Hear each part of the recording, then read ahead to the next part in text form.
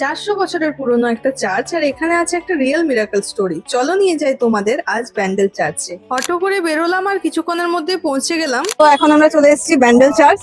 চলো তোমাদেরকে ব্যান্ডেল চার্চ ঘুরিয়ে দেখাই। এই চার্চ শুধু একটা টুরিস্ট স্পট না, এটা হলো ইন্ডিয়ার ওল্ডেস্ট চার্চের মধ্যে একটা। তো 1599 সালে পর্তুগিজরা এটা বানিয়েছিল। তখন হুগলি ছিল একটা ইম্পর্টেন্ট ট্রেডিং পোর্ট, আর পর্তুগিজরা এখানে তাদের সেটেলমেন্ট তৈরি করে। কিন্তু পরে মুঘল অ্যাটাকের সময় চার্চটা ডিস্ট্রয় হয়ে যায়। তারপর 1660 সালে আবার রিবিল্ড করা হয়, আর তখন থেকে এটা হয়ে ওঠে একটা আইকনিক হিস্টোরিক্যাল প্লেস।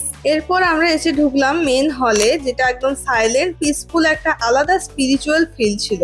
তো আমরা এখানে গেছিলাম দুপুর 3টের দিকে। এই টাইমে একদমই ফাঁকা ছিল, তোমরা চাইলে এই টাইমে যেতে পারো, অনেক ভালোভাবে জিনিসগুলো ফিল করতে পারবে। তারপর আমরা উঠে গেলাম টেরেসের উপরে, আর এখান থেকে তো পুরো হুগলি এরিয়াটা দেখতে দারুণ লাগছিল, পুরো অসাধারণ। দেখতেই পাচ্ছ তোমরা ভিউটা। আর সবচেয়ে ইন্টারেস্টিং জিনিস কি জানো, চার্চের মধ্যে আছে জাহাজের একটা মাস্তুল। একজন পর্তুগিজ ক্যাপ্টেন ঝড়ের মধ্যে পড়ে গিয়েছিল, আর মিরাকেল ভেবে বাঁচতে পেরে এটা ডোনেট করেছিল গ্র্যাটিটিউড হিসাবে। আর এই হলো সেই মাস্তুলের ইতিহাস। তো তারপর আমরা বাইরের দিকে পুরো আর্কিটেকচার গুলো এক্সপ্লোর করছিলাম। তো তারপর আমরা চার্চ থেকে বেরিয়ে কোথায় গেছিলাম গেস করতে পারলে কমেন্ট করো। দেখা হবে নেক্সট পার্টে। ভালো লাগলে লাইক, শেয়ার আর ফলো করো। Tata, stay tune.